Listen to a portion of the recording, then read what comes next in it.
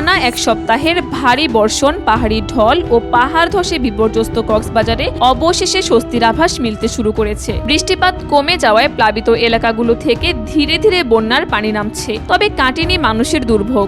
ঘরবাড়ি, আঙিনা ও নিচু এলাকায় এখনো জলাবদ্ধতা রয়েছে। সুপেয় পানি, খাদ্য ও প্রয়োজনীয় ত্রাণ সামগ্রীর সংকটে মানবেতর জীবন কাটাচ্ছেন হাজারো দুর্গত মানুষ।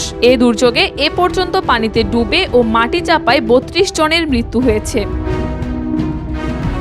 রোববার বিকেলের পর থেকে সদর, চকরিয়া, পেকুয়া, কুতুবদিয়া, রামু, মহেশখালী, উখিয়া ও টেকনাফ উপজেলার নিম্নাঞ্চল থেকে পানি নামতে শুরু করে। এদিকে সোমবার সকাল থেকে কক্সবাজারের আকাশ মেঘাচ্ছন্ন থাকলেও নতুন করে কোনো বৃষ্টিপাত হয়নি। আবহাওয়া পরিস্থিতির উন্নতি হওয়ায় আবহাওয়া অধিদপ্তর পূর্বের জারি করা সতর্ক সংকেত প্রত্যাহার করেছে। একই সঙ্গে সমুদ্র ও নদী শান্ত থাকায় জেলার অভ্যন্তরীণ ও দূরপাল্লার নৌপথে যাত্রীবাহী নৌযান চলাচলও স্বাভাবিক হয়েছে। কয়েকদিন ধরে ঘাটে আটকে থাকা ট্রলার ও স্পিড বোটগুলো সোমবার সকাল থেকে আবার যাত্রী নিয়ে চলাচল শুরু করেছে।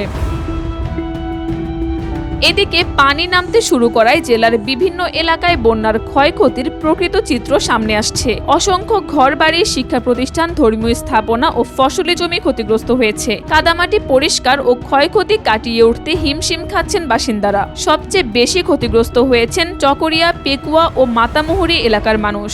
এসব এলাকায় সুপেয় পানি ও খাদ্যের তীব্র সংকট দেখা দিয়েছে।